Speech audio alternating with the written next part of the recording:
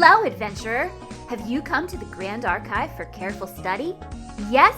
Well, you're in the right place for knowledge on the world of Cambria and beyond. Come with me, and we'll get you started. Hello, and welcome to Careful Study. I am David Morris, and I am joined by Corbin and Stevo. Corbin, you're now getting top billing over Steve because you are the future. Whoa. What a promotion. Welcome. The future is now old man.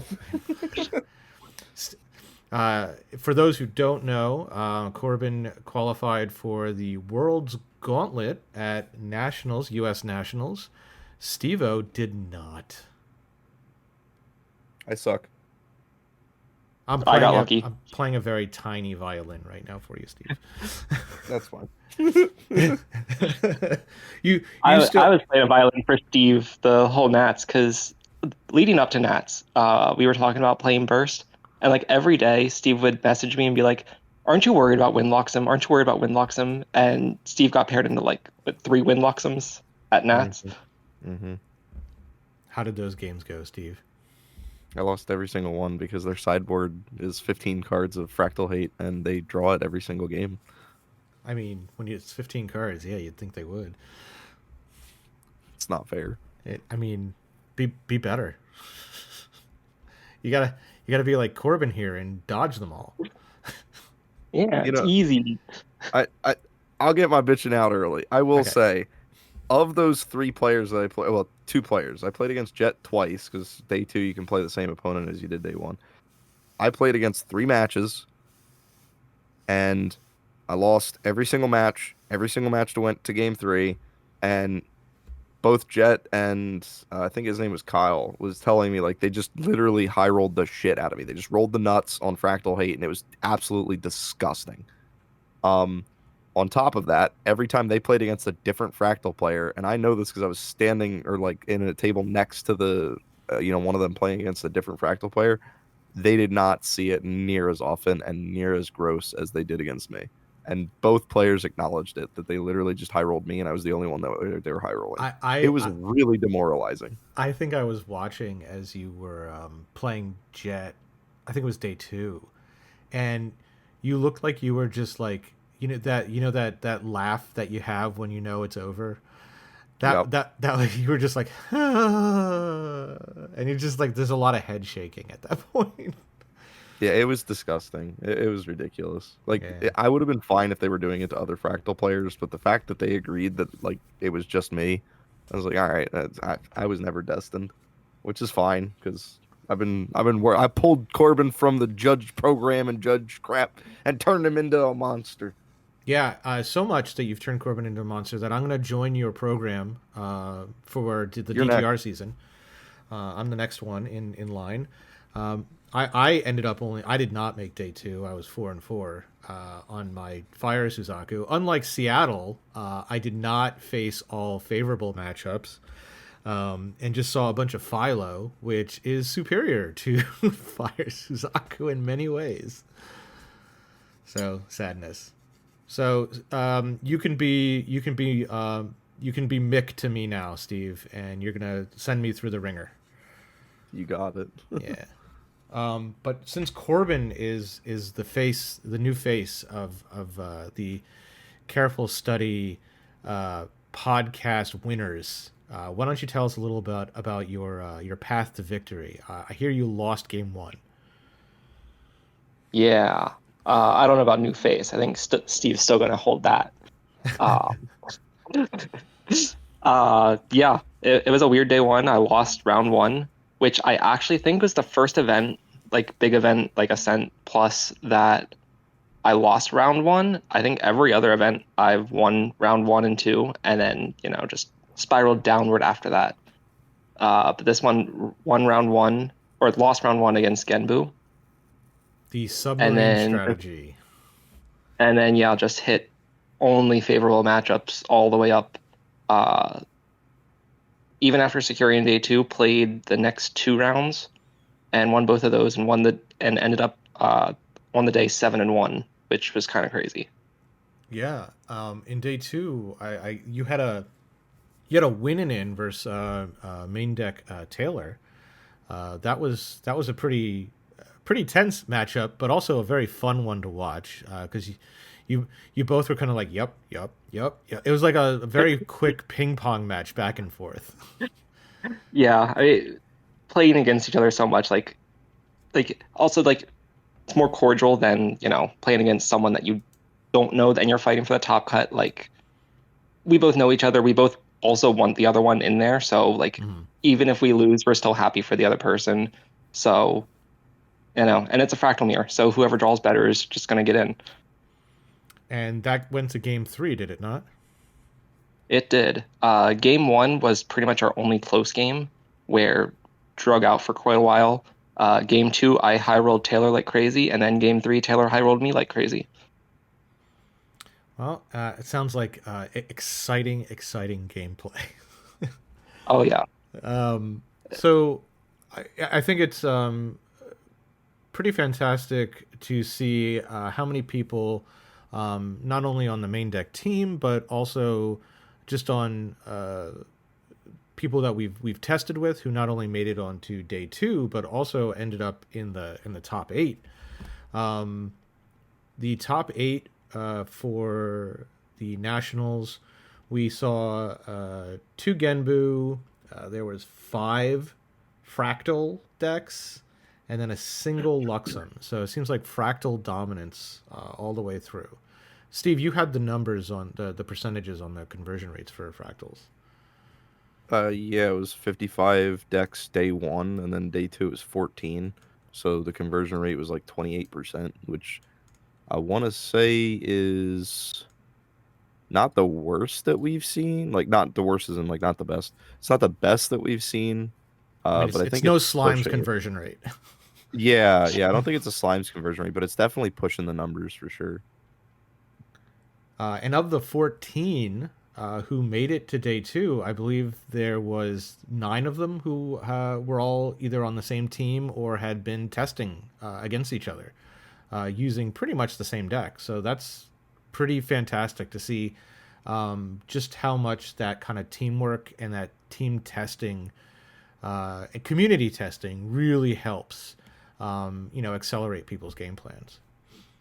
Absolutely. I think this is, if anything, the fact that 55 players, which is a quarter of the field day 1, came into the tournament with arguably best deck in the format, and then day 2, only 14 converted, and of the 14, 9 of them were in the same playtesting group.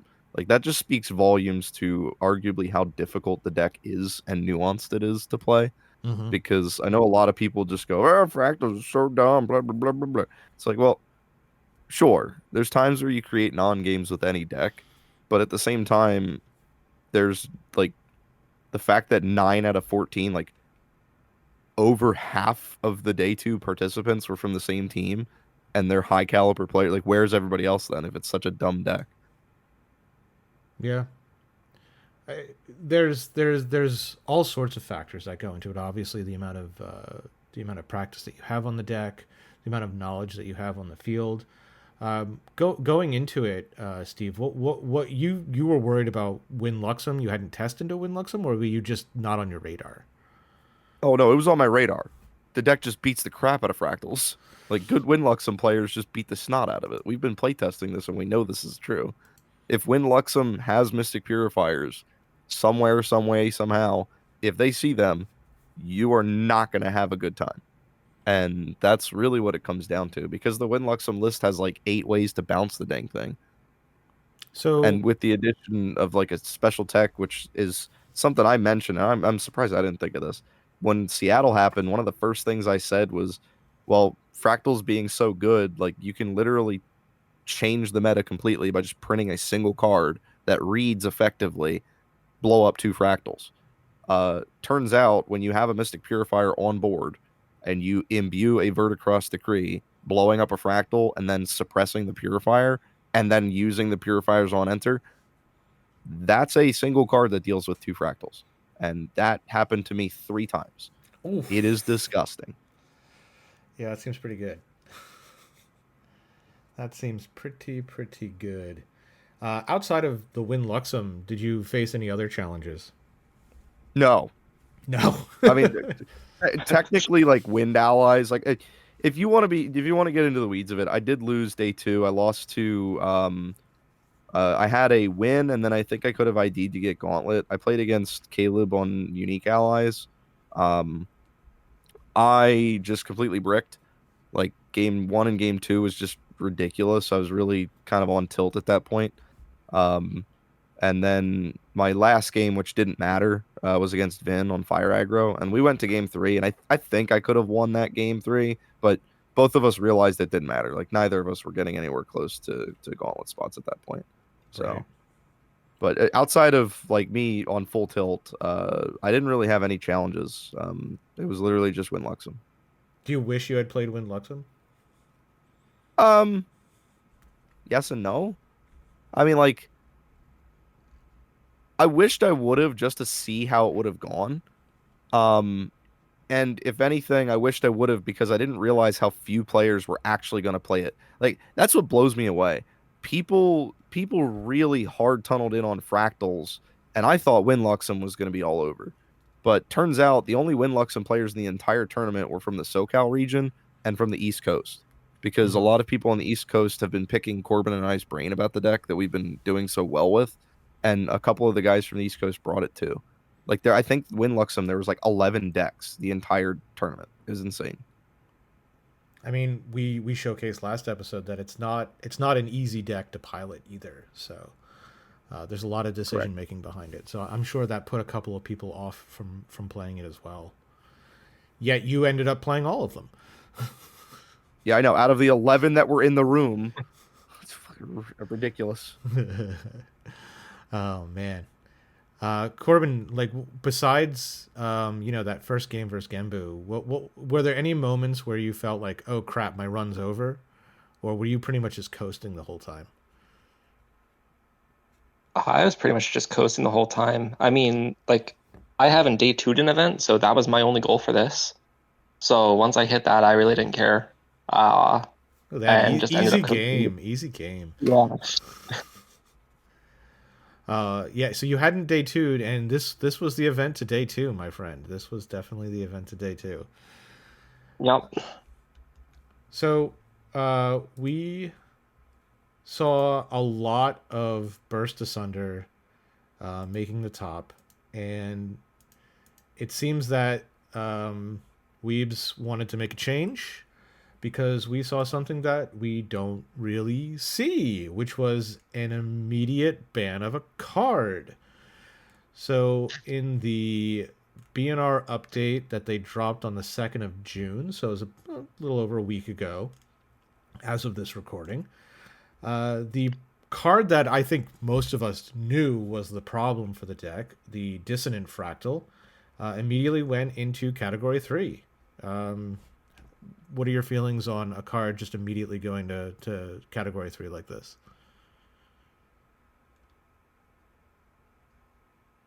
I feel like this is one of the times where it is kind of warranted just because of how powerful it was. And Limbs, like, everything that Dissonant Fractal does is good. Like, it's a 1 cost that has reservables, so it immediately replaces itself. Like, that part I think is fine. It's more so the Glimpse 4 that I think was getting abused in Fractals, because it just, like, you're playing 23 to 24 dead cards in the dead cards being the Fractals in the deck, and this just lets you, like, bottom them, find your kill cards, and it just accelerates your game plan so much faster. Something did need to change with the deck. I don't know if Dissonant Fractal was necessarily the correct one, but it is one of the more obvious ones to hit. It does. It prevents that, like, that 4 fractal opening. I mean, that's not possible anymore. The 4 fractal opening, right? I don't Correct. think so. Yeah. Correct. Yeah, you can't do it anymore. Yeah, so, I mean that you see someone drop 4 fractals, turn 0. You're like, well, I'm fucked. And that's kind of super feel bad. Not sure if it's as feel bad as Icebound Slam, but it's pretty close. I think you can still get the 3 fractal openings. I think if you open 3 2-cost fractals, you're still good with that. Sure, sure.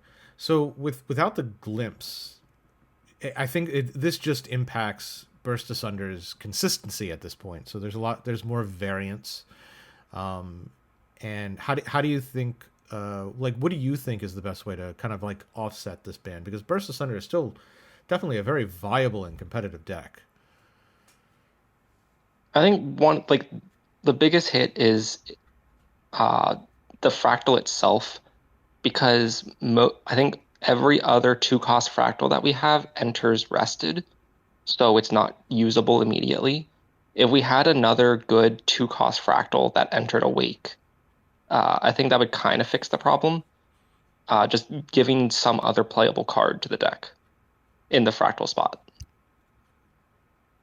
So you want a fractal that has like an impact on the board as it's played that doesn't exist right now, is what you're saying. The impact doesn't have to be when it's played, just some sort of effect that will do something. Like it could even be like Fractal of Snow is a good one. Like you play it, it enters awake, and then you have that option to do something later with it. It could be something along those lines. I do like to see more fractals that sacrifice themselves to do things. That way you're just not playing a Magic the Gathering deck where you're just like dropping lands and, who cares about influence because you have lands. Your power in, using these permanents is the fact that you do have to sacrifice them in order to get that power from them. So I am happy that this fractal had to go. Every time I saw it played, I'm like, that's the problem right there. It was very similar to like how I felt about Baby Gray Slime. Like that's the problem right there. It just makes things way too consistent. Steve, what are your thoughts? On what specifically? The consistency of Burst Asunder after this banning. I mean, I guess it depends on how effective Fractal Refreshment is, because that's arguably the closest thing. I mean, you have Fractal of Insight, but that was already there from the get-go. So I guess it just depends on how utilized Fractal of Refreshment can be. And you're pseudo-cycling, but the problem is you don't have enough cards to cycle with. I don't know, it depends. Like, the Fractal list is, I'm surely going to change a little bit, but the consistency hit... I think the consistency hits like a 0 to 5% change. I really don't think it's that much of a deal. If that. So do you think that it like how meta disrupting do you see this as? Like what decks raise in power now? Well, in the immediate future, everything raises in power because a lot of decks just got dunked on by fractals, but they couldn't exist because of fractals. So I think immediately a lot of people are going to be scared to play fractals because of that nerf, or I guess the loss of that card. But as time goes on, I think more people realize fractals is still a really good deck. And I think we saw this past weekend. I think Fractals topped 2 regionals and then won another regional. Yeah. Yep, Fractal's still good. Gembu probably has a little bit of a happier time. I think Serene Fire Luxem has a happier time. It's such a shame because Serene Fire Luxem, like anytime Water Mill or Water decks are really, really good, Serene Fire Luxem seems to be really rough to play.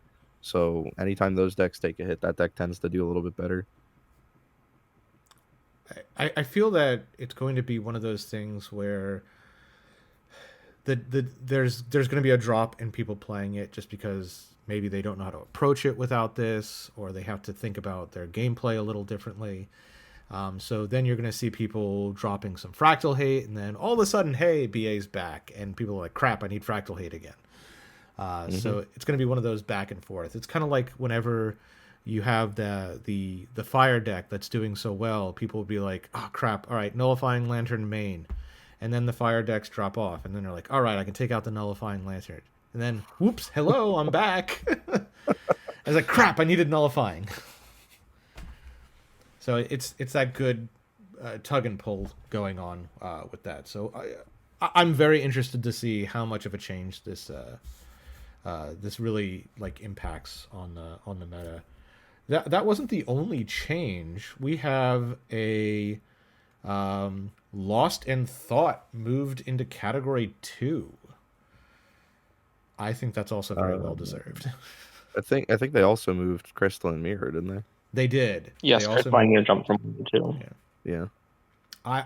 I could see Lost in Thought getting the category 3 treatment before Mirror does. Agreed. I feel like they're going to get it. I think they're both going to get it on the next ban list. Just Crystalline Mirror moving to 2, I feel like that's just a sign that they're moving it up to 3. With it not being part of their like design philosophy at the moment. Sure. I think they moved it into 2 to prepare to move it into 3, and this is just the warning sign. If Mirror goes to 3 before Lost in Thought does, I'm gonna riot. Like Lost in Thought I think they're both going at the same time. I would hope so, but if Mirror only goes, man, whew. I see Mirror going up to Cat 3 with the release of DTR.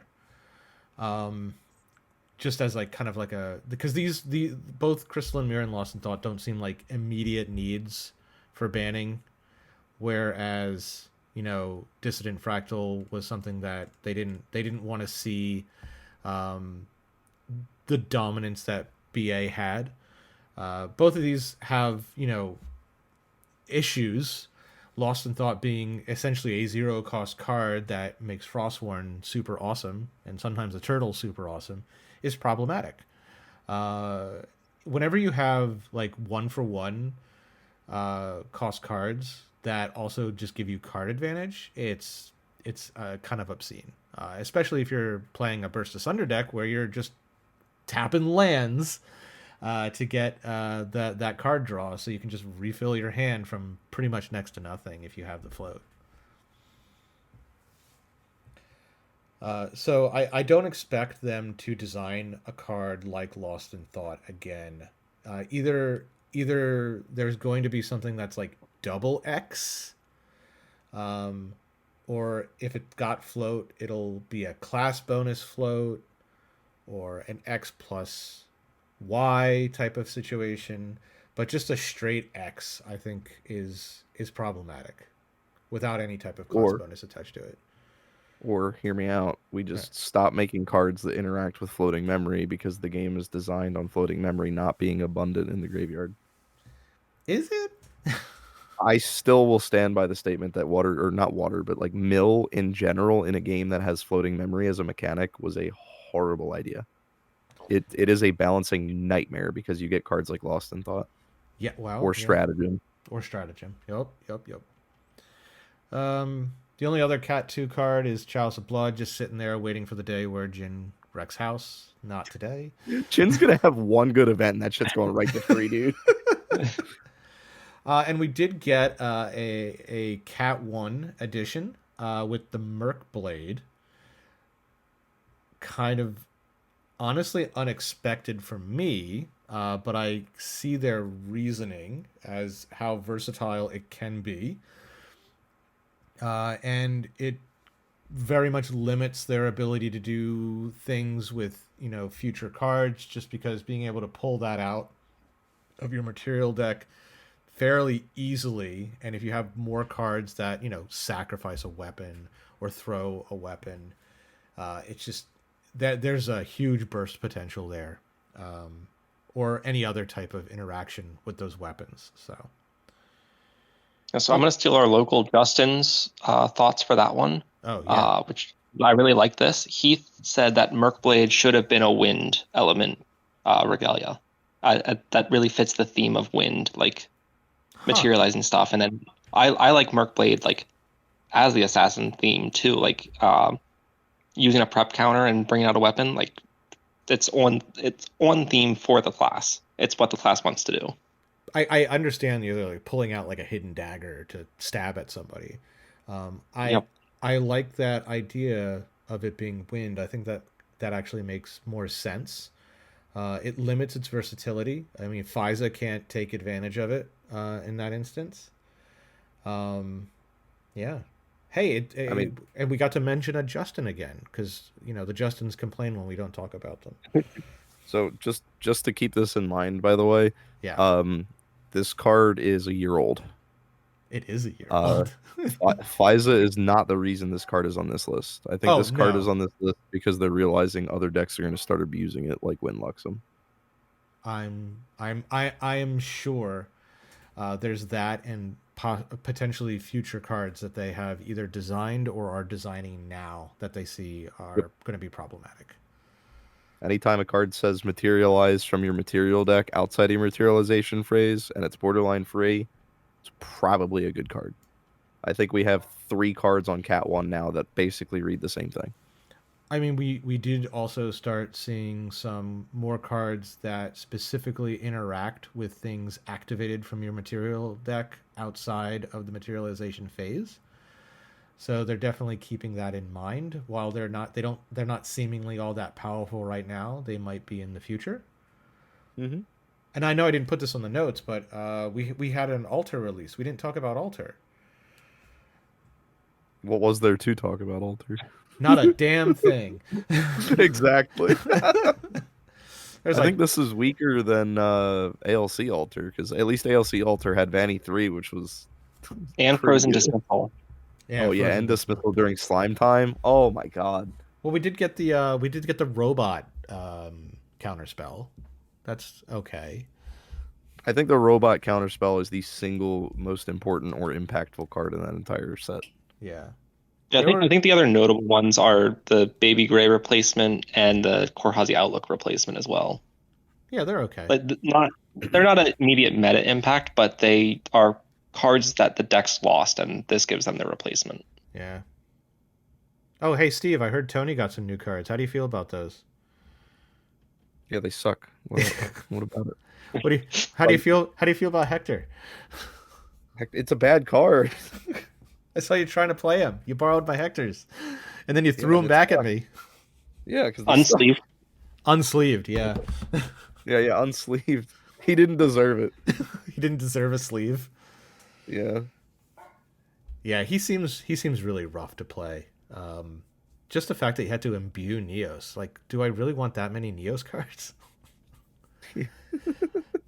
No, I really don't. All right. Well, all right. MRC Alter didn't do much. There were cards in there that I was kind of excited about. Valda in particular, but she's not doing much right now. I don't have a good place to put her in a Guardian deck because there's no good Guardian decks right now that want to play Fire. The 3/4 robot that taunts seems pretty cool, but we'll see what kind of Guardian tools we get with DTR. So, what do you, Corbin, expect to face in the Gauntlet going into this slightly changed post ban meta?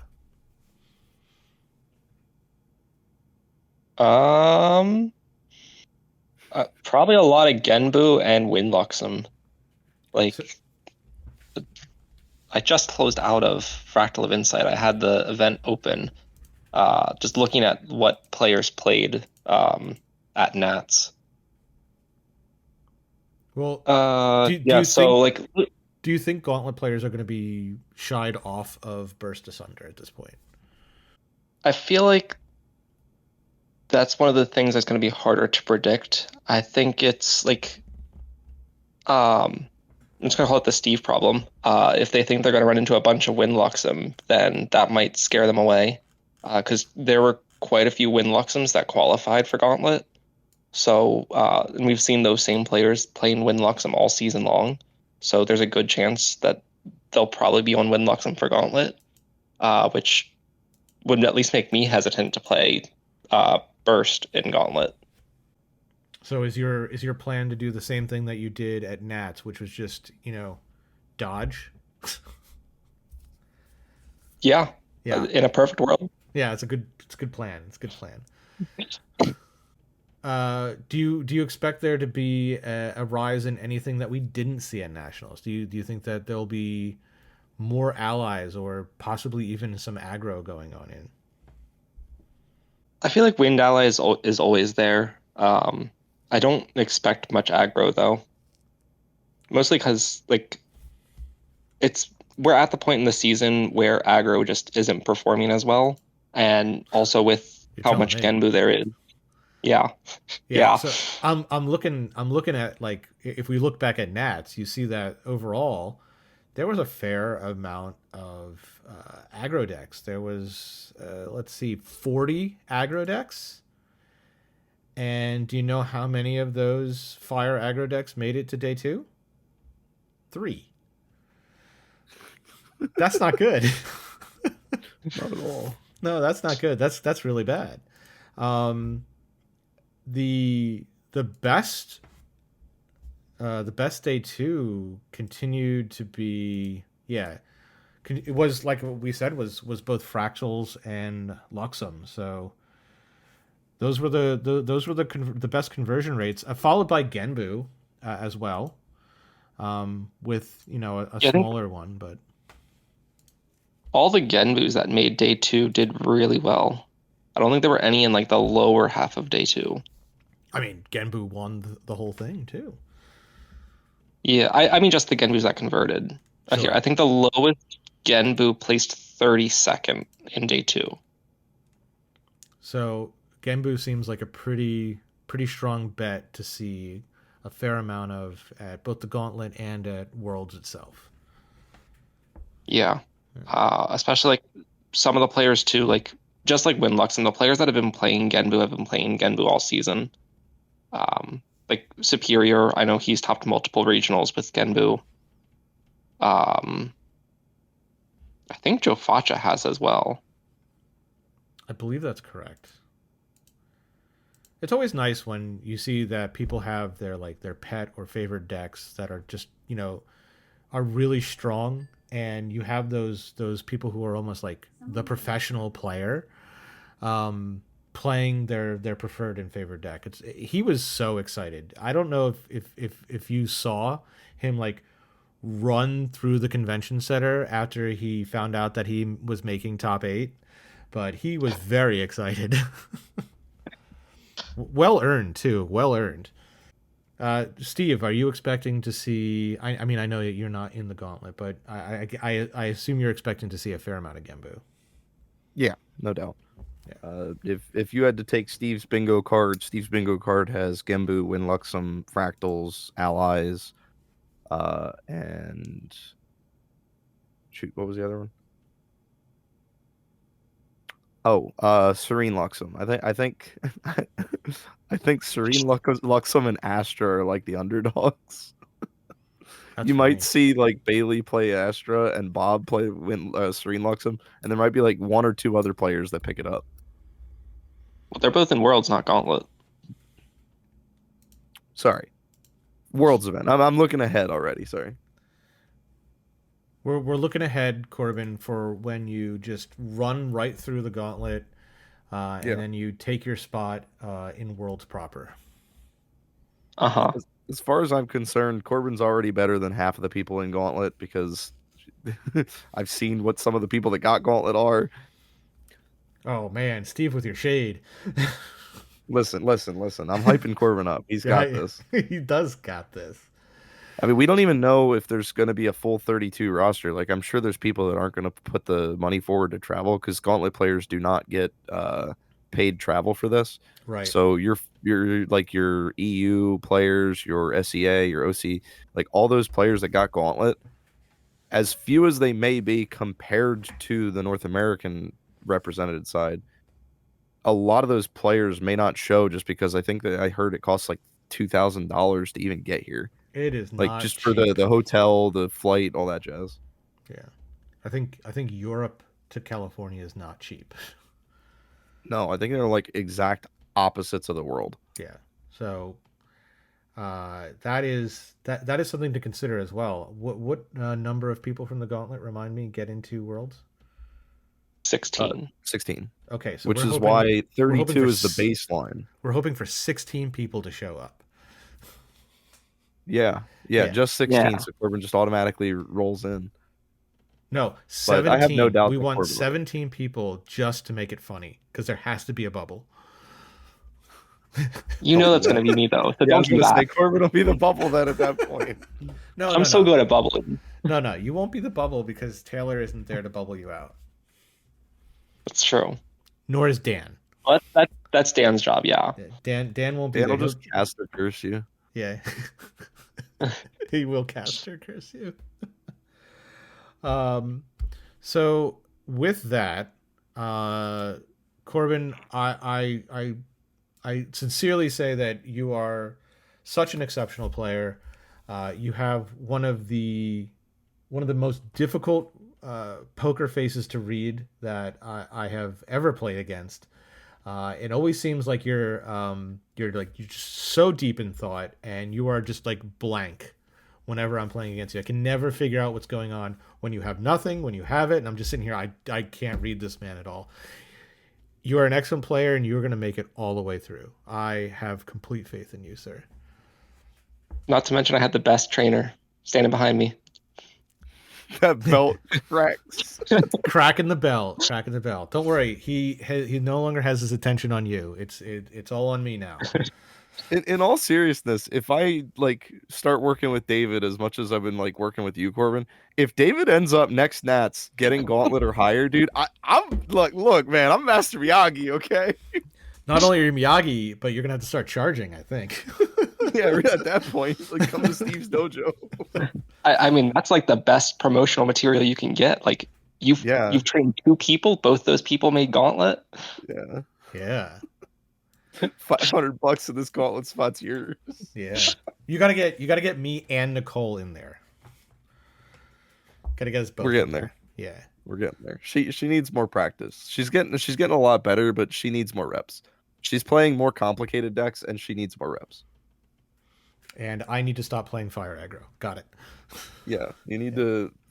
You're falling into the trap Dakota is. You will win events or get tops in events, but you will not like. Your deck is going to be the reason you win or lose, not you. And you want it to be you. You are the reason you win or lose. Yeah. No, I know. I know.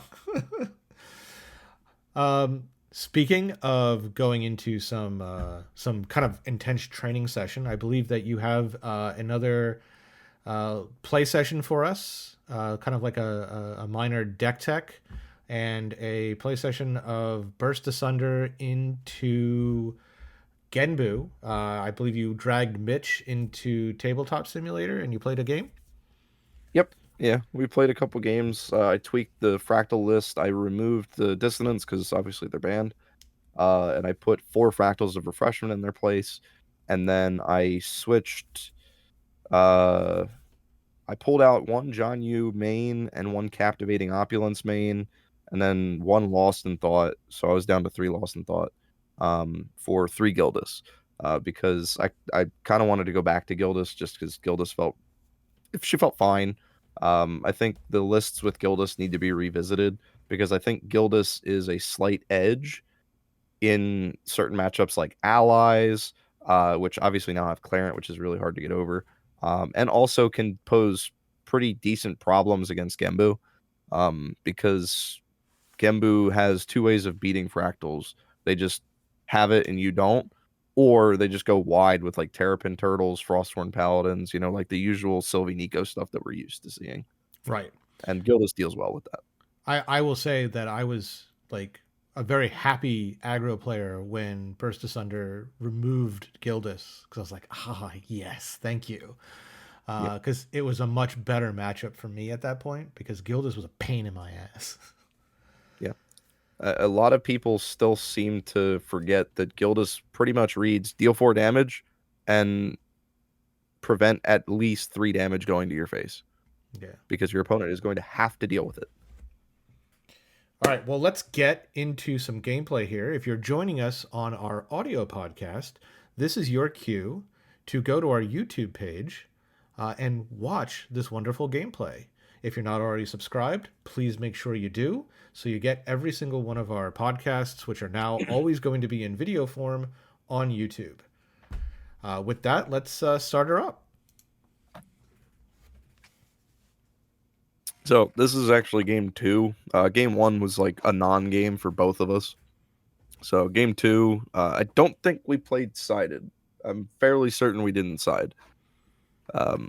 So Mitch opted to go first because I think he lost game 1, but again, it was like a non-game. So he already shows the Revitalizing and Cerulean. So I already know there's at least a negate, which means Zhang is just never going to get me value. And my opening hand is pretty decent. It's like, okay, you have the Frostborn Paladin that if I wanted to right now, I could just drop it down, put a Lost in Thought down, and then just kind of go to town, which I think I might just play the Fractals first and kind of gauge out what Mitch is doing. The other thing is, since he imbued Rain and since I'm playing against Gembu, I'm almost certain he's going to Guoja level 1 right away, which, maybe I get a float milled off the top of my deck, so that's what I'm kind of thinking. Fractal Refreshment comes down. I mean, Corbin, would you put any of these cards back? I would probably put the Lost in Thought back just because you already have one in hand. And like you said, you're playing against Genbu, you're going to hope to mill some of your own float.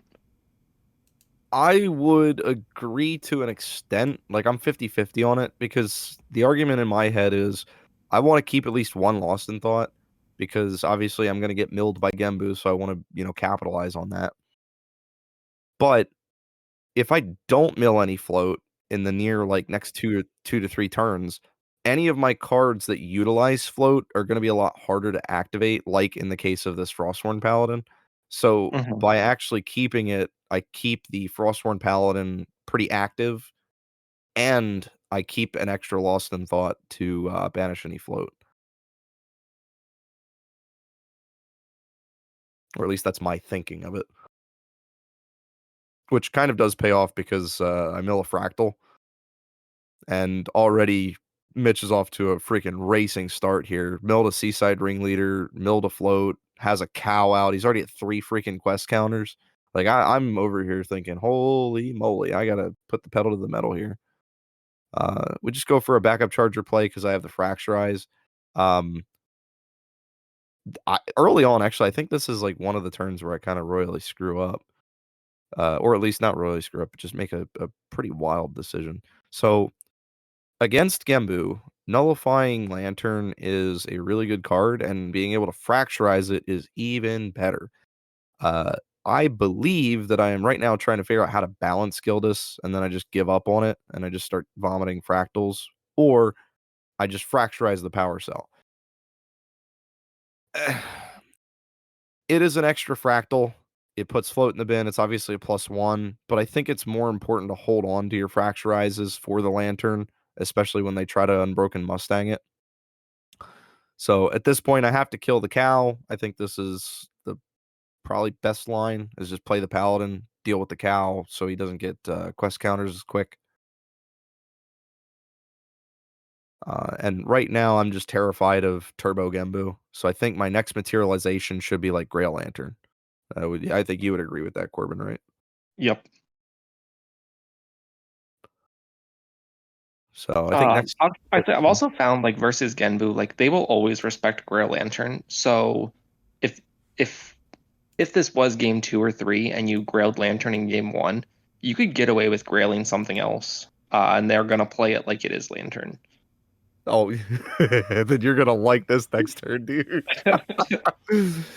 So, all right, he goes the Grail. Obviously, it's Safeguard. I mean, he accidentally flipped it, but it's Safeguard. Let's all be real here. So he goes for the Seaside Ringleader. I think I'm lucky, and I think he just doesn't see any animals or beasts. So the bonus, he doesn't really get anything other than a draw card, which is still really annoying and good.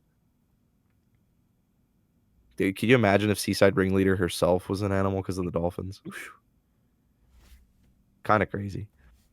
The fact that he played the Ringleader just tells me he just doesn't have it, which that's fine. So that gives me the green light to just go ahead and do whatever I want. I have to just pressure him. I know that he doesn't have animals. That means I'm probably going to win through board.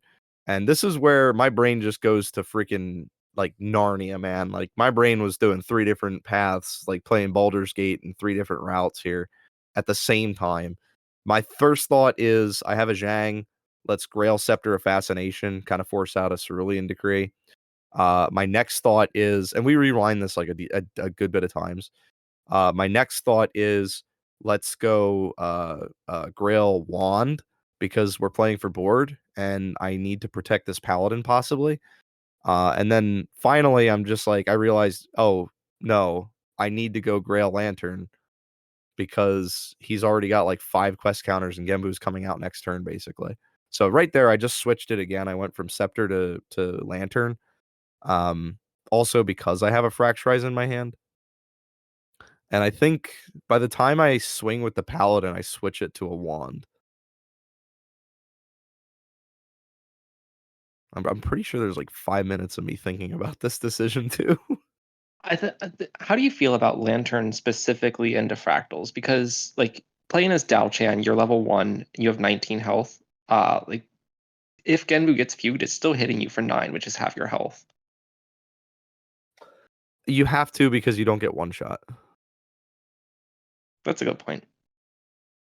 This is also one of the other decisions I make. I fracturize the Fractal first, because I saw an Unbroken Mustang already disappear. So I was like, all right, odds are maybe he's not on it. Or if he does use it, maybe I can get more value from him just spending his entire turn. He does only have like 7 influence effectively.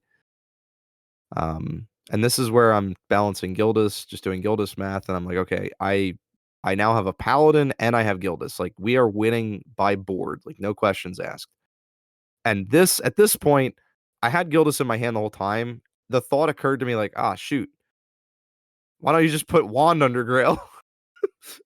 And that's what I'm thinking about right now. I'm like, all right, let me take it back for a third time. So I put the Lantern back, and then I go Wand, which is really cheeky. And like you said, if you play against Genbu, put something else under it, and they'll play as if it's Lantern.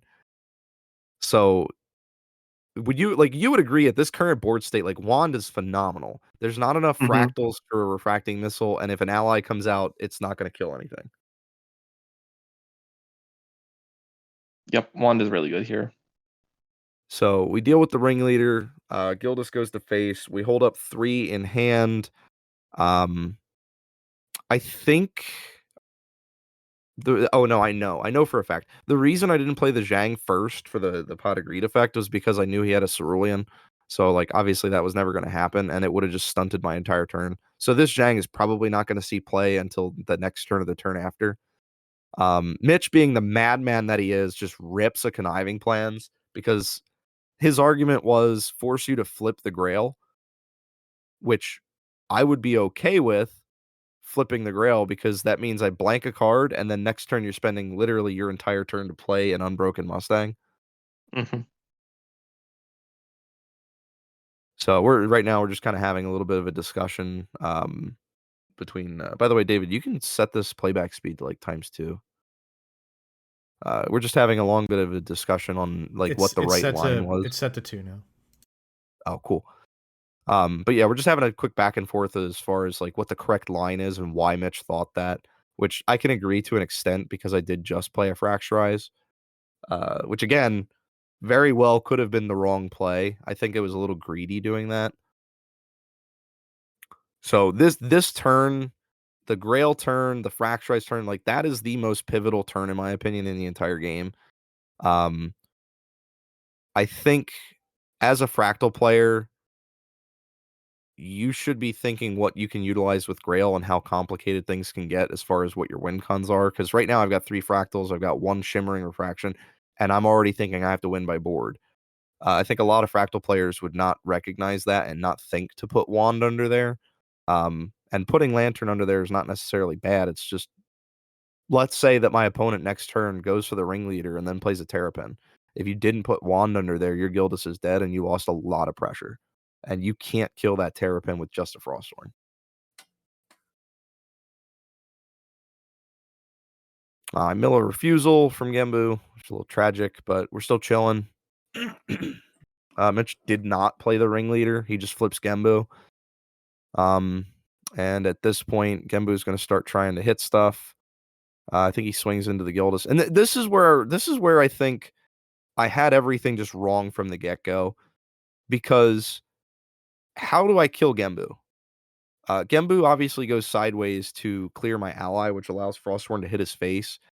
But I also saw he had a Revitalizing Cleanse. So playing for board can work. Oh, he actually let the Zhang resolve. I'm actually baffled he didn't Cerulean Decree that. But playing for board might have been wrong just because Genbu exists and there's no real good way to kill it. But it did put a lot of pressure on his face right now, which, as you can see, I have a Shimmering Refraction and a Refracting Missile. So we're basically setting up to kill him the following turn through the Safeguard Grail. Right now, I think he's thinking on popping Grail in response to Captivating Opulence.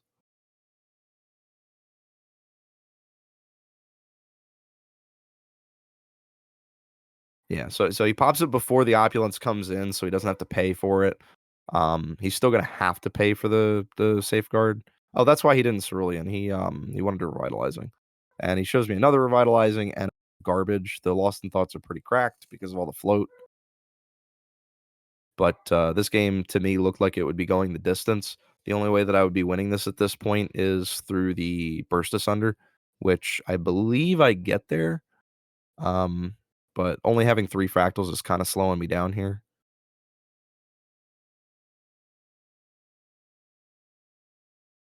Are you feeling that loss of Dissonant at this point? Kind of. Not being able to glimpse 4 with that Fractal of Refreshment really sucks. It would have been like, especially against Genbu. Like it makes Genbu's matchup a lot harder just because of the fact that Dissonant can't set float up for you with Genbu's mill. So that definitely sucks. But it's still manageable. Like I said, like as this game plays out, you'll see that Genbu can still just lose to this. I think you can argue that Mitch probably should have Cerulean Decreed the Zhang and not gone for the Revitalizing Cleanse. But in Mitch's defense, if he played the Cerulean, he goes hands down against Fractals with 8 damage taken and only 11 life left. I play a Captivating Opulence that turn like I did, and suddenly he can't really play his Safeguard. So, and then obviously he would just kind of like, he would be threatened by lethals from like Refracting Missiles and Shimmerings at that point, because Refracting will deal 4, Shimmering will deal 4. Like we're putting a lot of pressure on him. So I think him wanting to spend his entire turn for Revitalizing makes sense. And right now, I think Mitch is just thinking the same thing. Like, I just have to sit here and wait.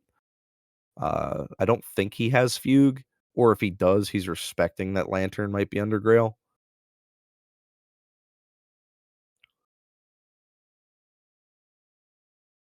The other thing to mention, too, is even with 4 Unbroken Mustangs, it's very likely and possible that they just don't see it. So I get out the Lantern finally. I don't have a Fracturize. Or I do. Sorry, I lied. I do have a Fracturize. I'm just a good player. I drew the second Fracturize. So now I can bring that out without any issue.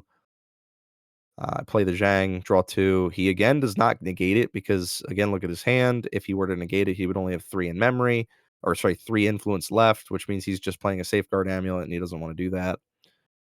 So I do get the draw off. He's obviously going to go for Revitalizing. It's pretty obvious. And at this point, I am just going to start vomiting out Fractals because I need to make this Shimmering Refraction and Refracting Missile as big as I can make it. So we're just going to pass there, holding up effectively 6 cards. If he ever does Unbroken Mustang anything, then I'm just going to Fracturize it in response.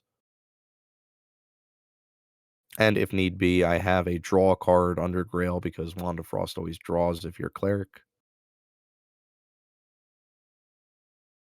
And I think last turn I briefly mentioned this, but basically the ally game plan is over. We cannot do anything because of Genbu. We are playing Fractals now. We have to start playing Fractals and dealing damage with the kill spells because the Revitalizing Cleanse did negate a lot of the ally damage. That's kind of where we're at. So I think he gets like 4. This is why I lost some thoughts on Cat 2. Yeah, this is exactly why I lost some thoughts on Cat 2, man. I mean, just put this in perspective. I think a turn ago, Mitch had like 6 influence. Now he's got 10. Yeah. Mm-hmm. He was so low influence he couldn't afford to Cerulean things. All right, so he's going for a fugue here, just I think to have Gembu hit me for 9, like you said, Corbin. So imagine I don't have Lantern here in any capacity. Yeah. All right, so there's the Mustang. That's why he fugued, but obviously we've got the Fracturize, and the only way that he's doing this is with double Frostbind because Cerulean costs too much and Tidal Lock costs too much. So Gembu is going to hit our face for 9, which sucks. We're going to take another one from the Unbroken. We do have a fast cure down in memory, so it's actually kind of a blessing in disguise that Mitch drew as many cards as he did, because now his influence is higher than mine. So I go for a Scepter Fascination. At this point, again, we're just kind of drawing cards. I do have another Shimmering Refraction, so we're going to put that in memory. We're going to use the Scepter to use Dao-Chan and do cool things. At this point, I'm just pumping damage. I don't see a reason not to. He's going to pay the 2 for the Safeguard. He's still going to take some damage. And then he's going to pay the 2 for a Terrafring. Mitch is in a very concerned spot from his perspective. We draw a 3rd Fracturize, because why not? And I'm pretty sure all I end up doing is just flipping the Wand of Frost to just draw, or I Lost in Thought. I think I Lost in Thought first. I think I go for like a fast cure line and then Lost in Thought for 2, and then I use the Lost in Thought as float for the cost of the wand.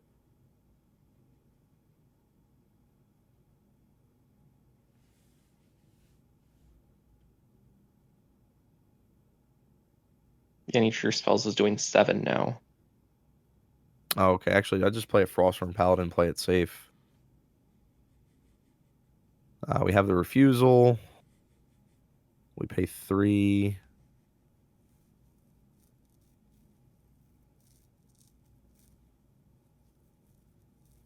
I don't think any of this matters, honestly, because I think Mitch is dead anyway.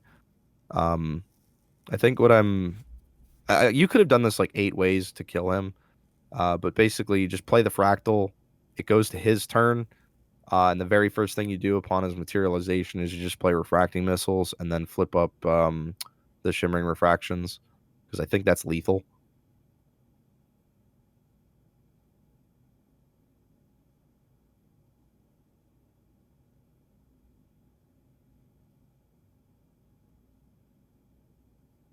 How many Fractals do I have? I think I have 7.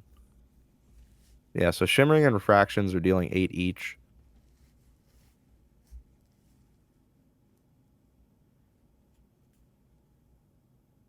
Yeah, that's exact. Oh my god, I missed it. It wasn't even exact. Like, I just do it on materialization. Or wait, no, he was level 2 from the get-go. Never mind. Yeah, I just straight up missed it. Math's hard. I didn't even need to kill the Unbroken Mustang. I should have just hit his face. Oh, no, you know what? I remember what I was thinking. I was thinking that he had some kind of spell shield, possibly. Because he had 2 cards in hand. I'm trying to think what he... There was something in my head that I thought he probably had that would have stopped that. Oh, Blanche. That's what it was. It was Blanche. I don't know what I was thinking that time, because I had the Refusal, too. I just straight up missed lethal right there. See, I told you, I'm washed. Yeah, see, Corbin saw it. Yeah. I mean, the future Steve saw it too, but like, yeah. It takes 2 Steves now to do what one Steve used to do. Time to go back to Yu-Gi-Oh, Steve. Please, that was a decade ago. I took a 8-year hiatus from card games. Grand Archive was the first card game I came back to that I played competitively for like 8 years. So this is all during his end phase. I know he's got a Revitalizing, but I have the Negate, so it doesn't really matter. Then we go for a Tongu. How many Revitalizings is he on? 3? I think. If it's Joe Facha's list, he was on 3. Yeah, I think it was Joe Facha's list. Yeah, so he goes for the Revitalizing, and obviously I have the Negate. We'll mill 1, good player, mill float, and the game is pretty much over. I don't know what I'm looking in my bin for. I think I'm looking to see how many Lost in Thought cards I can get rid of. Like how many float I can banish out. You keep like bringing the wand out, then not. I'm trying to think of the Lost in Thought play. Oh, okay. I didn't want to use the float for some reason. Dude, I don't know. My brain must have been fried. Like, that's what I'm digging. That's what I'm doing. I'm digging. I have no clue why I'm digging. I have lethal in my hand. Yeah. Lethal was there last turn, but obviously lethal here works just as well as long as your opponent dies at some point. But if you can, David, can you go back to, I think, minute like 25? I'm curious of your thoughts, Corbin, from this game state, because like I said, I think the only pivotal turn was this turn right here where I materialized Grail and then try to put something under it. What would you put under it? You put 3 things under it. Yeah, when I played against Joe Faccia, I was putting Nullifying Mirror under. Day 2 open deck list, I saw he was on 3 Revitalizing Cleanse, which is more than most Genbus I've seen play. So I was grailing that just to stop the cheeky heals, which I did catch him with it. Okay. Would you, from the current game state or position, is there anything different that you would put under there other than Mirror? I think either Mirror or Wand is like the correct thing to put under in this match. Specifically under the assumption if you're going to bluff the Lantern. Mm-hmm. And the other thing is you can always just like someone can call your bluff and you just get skunked for it. Yep. Yeah. So that's Fractals. Yeah. Fractals still do Fractal things. Yeah. Yeah, which I think it's a little bit more safe to bluff it if you do have a negate for the Fugue. True. Steve, Corbin, thank you so much for reviewing this match. It was very informative. And good luck on Worlds, Corbin. I believe the next time we talk, you will be a world champion, I hope. Actually, I know. Absolutely. You're going to be the world's champion. And Steve, we'll hopefully start seeing some DTR spoilers, and we can start brainstorming what decks you're going to make me play. Sounds good. Sounds good. Well, thank you all again, and I will talk to you all later. Bye-bye. See ya. Bye. If you want to hear more of Careful Study, make sure to subscribe and ding that bell to be notified when we post.